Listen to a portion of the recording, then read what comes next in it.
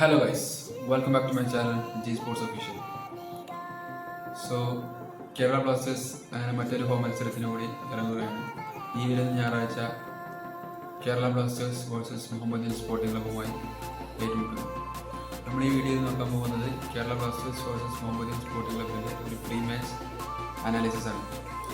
So നിങ്ങൾ ഈ video ആദ്യമായി കാണുന്നയാളാണെങ്കിൽ ലൈക്ക് ചെയ്ത് സപ്പോർട്ട് ചെയ്യുക. വീഡിയോയിലേക്ക് കടക്കാം.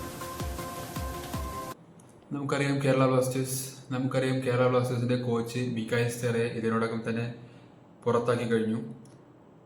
അതുകൊണ്ട് തന്നെ Kerala Blasters versus Mohammedan sporting club Mohammedan Sporting ക്ലബ്ബുമായുള്ള കേരള ബ്ലാസ്റ്റേഴ്സിന്റെ ഈ മത്സരത്തിൽ കേരള ബ്ലാസ്റ്റേഴ്സിന്റെ അസിസ്റ്റന്റ് കോച്ച് മലയാളി കൂടിയായ ടി ജി പുരുഷോത്തമനും അതുപോലെ തന്നെ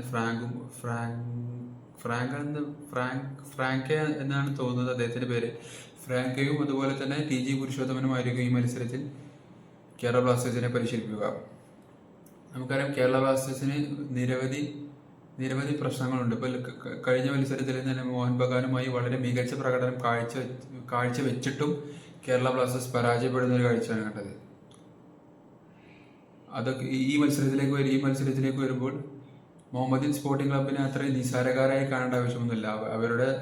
അവരുടെ പക്കലും അല്ലെങ്കിൽ അവരുടെ ടീമിലും വളരെ മികച്ച താരങ്ങളുണ്ട്. അവരുടെ സാന്തോസ് അതുപോലെ ഫ്രാങ്ക എന്നിവരൊക്കെ മികച്ച താരങ്ങളാണ്. അതുപോലെ തന്നെ നമ്മൾ ഇവരെ എങ്ങനെ മാർക്ക് ചെയ്യുന്നു എന്നതിനനുസരിച്ചിരിക്കും നമ്മൾ ഈ മത്സരത്തിലെ വിജയപരാജയം. ഇനി കേരള ബ്ലാസ്റ്റേഴ്സിന്റെ കാര്യത്തിലേക്ക് വരുമ്പോൾ കേരള ബ്ലാസ്റ്റേഴ്സിൽ നമുക്കറിയാം കണ്ടിന്യൂസ് ആയി ഡിഫൻസീവ് മിസ്റ്റേക്സ് പല കളികളും പരാജയപ്പെടാൻ പ്രധാന കാരണം കേരള ബ്ലാസ്റ്റേഴ്സിന്റെ ഡിഫൻസ് ആണ്. ഈ മത്സരത്തിലേക്ക് വരുമ്പോൾ കേരള ബ്ലാസ്റ്റേഴ്സ് പ്രധാനമായും ഡിഫൻസ് ശക്തിപ്പെടുത്തേണ്ട ആവശ്യകത വരുന്നുണ്ട്. അതുപോലെ തന്നെ നമ്മുടെ ഗോൾ കീപ്പിംഗ് ഡിപ്പാർട്ട്മെന്റ് അത് ഇതുവരെയും നല്ല ഒരു മികച്ച ഗോൾ കീപ്പറെ കണ്ടെത്താൻ നമുക്ക് ഇതുവരെയും സാധിച്ചിട്ടില്ല. നമുക്കറിയാം സച്ചിൻ സുരേഷിന്റെ പെർഫോമൻസ് കഴിഞ്ഞ സീസണെ അപേക്ഷിച്ച് നോക്കുമ്പോൾ ഈ സീസണിൽ വളരെ പുവർ പെർഫോമൻസ് ആണ് അദ്ദേഹത്തിന്റെ ഭാഗത്തു നിന്നും നമുക്ക് കാണാൻ സാധിക്കുന്നത്. എനിക്ക് തോന്നുന്നു ഗോൾ കീപ്പിംഗ് ഡിപ്പാർട്ട്മെന്റിൽ എനിക്ക് തോന്നുന്നു സച്ചിൻ സുരേഷിന് പകരം നോറ ഫെർണാണ്ടസിന് ഈ ഒരു മത്സരത്തിൽ അവസരം കൊടുക്കണമെന്നാണ് എനിക്ക് പറയാനുള്ളത്. കാരണം നമുക്കറിയാം നോറ ഫെർണാണ്ടസ് ഐ ലീഗിൽ അത്യാവശ്യം മികച്ച പ്രകടനം കാഴ്ചവെച്ച ഗോൾ കീപ്പറാണ്.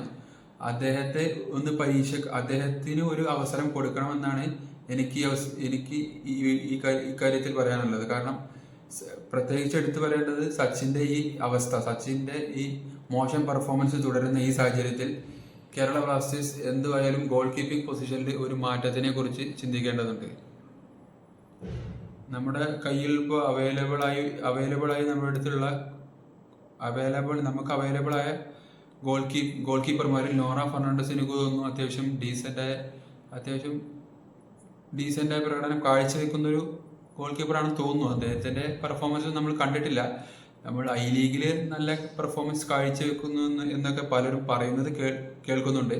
അതുകൊണ്ടാണ് അദ്ദേഹത്തിന് ഒരു അവസരം കേരള ബ്ലാസ്റ്റേഴ്സ് ഈ മത്സരത്തിൽ നൽകണമെന്നാണ് അദ്ദേഹത്തിന് ഒരു അവസരം ഈ മത്സരത്തിൽ കേരള ബ്ലാസ്റ്റേഴ്സ് നൽകണമെന്നാണ് എൻ്റെ ഒരു അഭിപ്രായം. ഇനി ഡിഫൻസിലേക്ക് വരുമ്പോൾ നമുക്കറിയാം ഡിഫൻസിൽ വളരെ മോശം പ്രകടനമാണ് നമ്മുടെ പ്ലേയേഴ്സ് കാഴ്ചവെക്കുന്നത്. നമ്മൾ കണ്ടിന്യൂസ് ആയി നമ്മുടെ ഡിഫൻസിൽ പല മിസ്റ്റേക്കുകളും വരുന്നുണ്ട്. സത്യത്തിൽ നമ്മൾ കളിച്ച പല മത്സരങ്ങളിലും ഓപ്പോണന്റിനെ മിടുക്കുകൊണ്ടല്ല അവർ ഗോളുകൾ നേടിയത്. നമ്മുടെ ഡിഫൻസിലെ പിഴവുകൾ മുതലെടുത്തുകൊണ്ടാണ് ഓപ്പോണന്റ് ഗോൾ നേടുന്നത്. നമ്മുടെ ഡിഫൻസിലെ പിഴവുകൾ മുതലെടുത്തുകൊണ്ടാണ് അവർ ഗോൾ നേടുന്നത്. അതല്ലാതെ അവരുടെ മിടുക്കുകൊണ്ടൊന്നുമല്ല അവർ ഗോൾ നേടുന്നത്. ഇനി നമ്മുടെ മിഡ്ഫീൽഡിലേക്ക് വരുമ്പോൾ നമ്മുടെ മിഡ്ഫീൽഡിൽ നമുക്കറിയാം അഡ്രിയൻ ലൂണ പണ്ടത്തെ പോലെ തന്നെ ഒരു ഫോമിലേക്ക് വരുന്നില്ല. അദ്ദേഹത്തെ കുറിച്ച് നമുക്കറിയാം കഴിഞ്ഞ സീസണുകളിലൊക്കെ അത്യാവശ്യം നല്ല ഫോമിൽ കളിച്ചുകൊണ്ടിരുന്ന ഒരു താരമായിരുന്നു. അദ്ദേഹത്തിൽ നിന്നും ഈ പെർഫോമൻസ് അല്ല നമ്മൾ പ്രതീക്ഷിക്കുന്നത്. ഇതിലും വളരെ മികച്ച പ്രകടനം കാഴ്ചവെക്കാൻ കഴിയുന്ന ഒരു താരമാണ്. അത് നമ്മൾ കണ്ടിട്ടുള്ളതുമാണ് ഇതിന്റെ മുന്നത്തെ വർഷങ്ങളിൽ. അതുകൊണ്ട് തന്നെ അദ്ദേഹം തന്റെ പഴയ ഫോമിലേക്ക് മെല്ലെ തിരിച്ചു വന്നാൽ മാത്രമേ കേരള ബ്ലാസ്റ്റേഴ്സിന് ഒരു വിജയ വഴിയിലേക്ക് എത്തുവാൻ സാധിക്കുകയുള്ളൂ. അതുപോലെ തന്നെ നമ്മുടെ സ്ട്രൈക്കിങ്ങിൽ കോമി പെപ്പറയും അതുപോലെ തന്നെ ജീസസ് ജിമിനസും നമുക്കറിയാം ഈ രണ്ട് താരങ്ങൾ ചെറിയ അവസരങ്ങൾ പോലും മുതലാക്കുവാൻ കഴിവുള്ള രണ്ട് താരങ്ങളാണ് കോമി പെപ്രയും അതുപോലെ തന്നെ ജീസസ് ജിമിനിസും.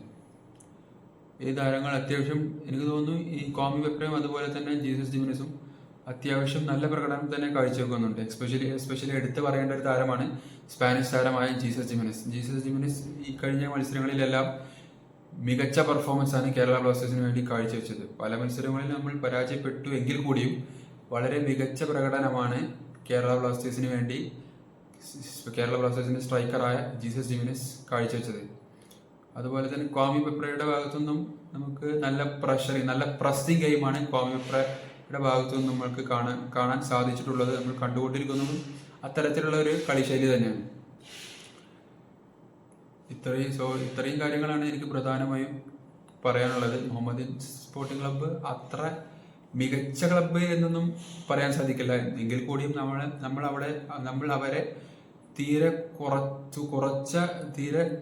അവരെ തീരെ കുറഞ്ഞ രീതിയിൽ കാണേണ്ടതുമില്ല. കാരണം നമ്മൾ ഓപ്പോണന്റിനെ ഒരു താഴ്ന്ന രീതിയിൽ കണ്ടു കഴിഞ്ഞാൽ അത് നമ്മുടെ ടീമിനെ തന്നെ വളരെ മോശമായി തന്നെ ബാധിക്കും. സോ ഇത്രയാണ് എനിക്ക് കാര്യങ്ങളിൽ ഇതിനെക്കുറിച്ച് പറയാനുള്ളത്. കേരള ബ്ലാസ്റ്റേഴ്സ് മുഹമ്മദൻ സ്പോർട്ടിംഗ് ക്ലബിൻ്റെ ഈ മത്സരത്തെക്കുറിച്ച് എനിക്ക് ഇത്രയും കാര്യങ്ങളാണ് പറയാനുള്ളത്. ഇനി അടുത്തതായി നമ്മൾ ഏവരും ആകാംക്ഷയോടെ കാത്തിരിക്കുന്ന ലൈനപ്പിലേക്ക് വരാം. Kerala Blasters versus Mohammedan sporting club മത്സരത്തിൽ കേരള ബ്ലാസ്റ്റേഴ്സ് ഇറക്കാൻ സാധ്യതയുള്ള ഒരു ലൈനപ്പാണ് അടുത്തതായി പറയാൻ പോകുന്നത്. കേരള ബ്ലാസ്റ്റേഴ്സ് പതിവ് ഫോർമേഷനായ 4-3-3 ഫോർമേഷനിൽ തന്നെയായിരിക്കും ഇറങ്ങുക. നമുക്കറിയാം മിക്കായിൽ സ്റ്റെറ ഈ അടുത്താണ് കേരള ബ്ലാസ്റ്റേഴ്സ് ഔദ്യോഗികമായി പുറത്താക്കുന്നത്.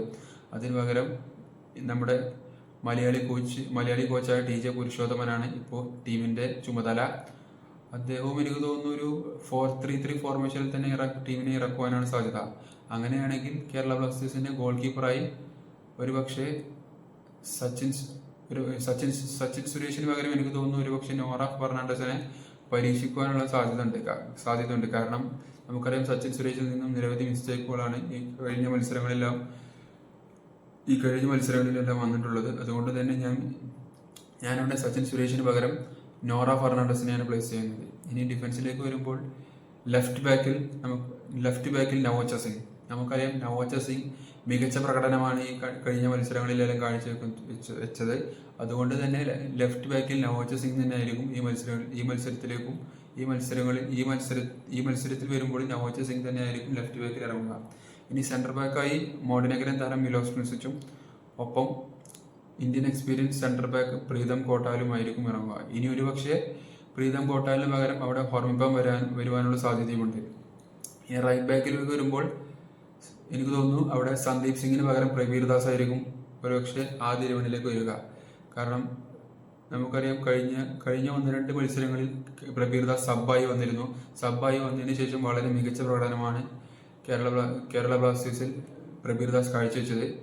അതുകൊണ്ട് തന്നെ ഈ മത്സരത്തിലേക്ക് വരുമ്പോൾ ഒരുപക്ഷെ സന്ദീപ് സിംഗിനെ പുറത്തിരുത്തി പ്രവീർ ദാസിന് ഒരു അവസരം നൽകുവാനുള്ള സാധ്യതയുമുണ്ട്. ഇനി മിഡ്ഫീൽഡിലേക്ക് വരുമ്പോൾ ഡിഫൻസീവ് മിഡ്ഫീൽഡായി ഒരുപക്ഷെ ഫ്രെഡി ആയിരിക്കും ഈ മത്സരത്തിൽ ഇറങ്ങുക. കാരണം നമുക്കറിയാം വിപിൻ മോഹന് നേരിയ പരിക്കുണ്ടെന്ന് കേൾക്കുന്നു. അദ്ദേഹത്തിന്റെ പരിക്ക് എത്രത്തോളം ഗുരുതരമാണ്, അദ്ദേഹത്തിന്റെ പരിക്ക് അതുപോലെ തന്നെ അദ്ദേഹത്തിന്റെ പരിക്ക് മാറിയോ എന്നൊന്നും കൃത്യമായ അറിവ് നമുക്ക് ഇതുവരെ ഇല്ല. അതുകൊണ്ട് തന്നെ ഞാൻ ഫ്രെഡിയാണ് ഇവിടെ പ്ലേസ് ചെയ്തത്. ഫ്രെഡിയോടൊപ്പം ഡാനിഷ് ഫാറൂഖും ഒരു സെൻട്രൽ മിഡ്ഫീൽഡറായി ഡാനിഷ് ഫാറൂഖും അതുപോലെ തന്നെ അറ്റാക്കിംഗ് മിഡ്ഫീൽഡറായി ഉറുഗ്വൻ താരം അഡ്രിയൽ നൂണുമായിരിക്കും ഉണ്ടാവുക. ഇനി സ്ട്രൈക്കിങ്ങിലേക്ക് വരുമ്പോൾ ലെഫ്റ്റ് വിങ്ങിൽ നോഹ സദോയും റൈറ്റ് വിങ്ങിൽ ഒരുപക്ഷെ രാഹുൽ KP പകരം കോറോ സിംഗുമായിരിക്കും ഇറങ്ങുക. എനിക്ക് തോന്നുന്നു നമുക്കറിയാം രാഹുൽ KP ഒരു ആദ്യ ലെവലിൽ രാഹുൽ KP വരുന്നതിനേക്കാളും നല്ലത് ഒരു സബ്സ്റ്റിറ്റ്യൂട്ടായി രാഹുൽ KP സെക്കൻഡ് ഹാഫിലൊക്കെ ഒരു സബ്സ്റ്റിറ്റ്യൂട്ടായി വരുന്നതാണ് രാഹുൽ KP കുറച്ചും കൂടി ഇമ്പാക്റ്റ് സൃഷ്ടിക്കുവാൻ സാധിക്കുകയുള്ളൂ എന്നാണ് എനിക്ക് തോന്നുന്നത്. സോ ഞാൻ പ്രതീക്ഷിക്കുന്നത് കോറോ സിംഗ് ആയിരിക്കും ആദ്യ ലെവലിൽ റൈറ്റ് വിങ്ങിൽ കളിക്കുക. ഇനി ലെഫ്റ്റ് വിങ്ങിൽ ദ മൊറോക്കൻ ഈഗിൾ എന്ന് പറയപ്പെടുന്ന നോഹ സദോയും അതുപോലെ തന്നെ സെൻട്രൽ ഫോർവേഡായി സ്പാനിഷ് താരം ജീസസ് ജിമെനസുമായിരിക്കും ഈ മത്സരത്തിൽ ഇറങ്ങുക. സോ ഇതൊക്കെയാണ് എൻ്റെ എക്സ്പെക്റ്റേഷൻ. നിങ്ങളുടെ അഭിപ്രായം, നിങ്ങൾക്ക് ഈ വീഡിയോ കണ്ടിട്ട് തോന്നുന്ന അഭിപ്രായങ്ങളും നിർദ്ദേശങ്ങളും നിങ്ങൾക്ക് കമൻറ്റ് ബോക്സിൽ എഴുതി അറിയിക്കാവുന്നതാണ്.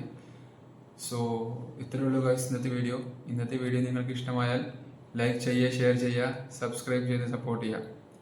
മറ്റൊരു വീഡിയോയുമായി വീണ്ടും വരാം. Till then by.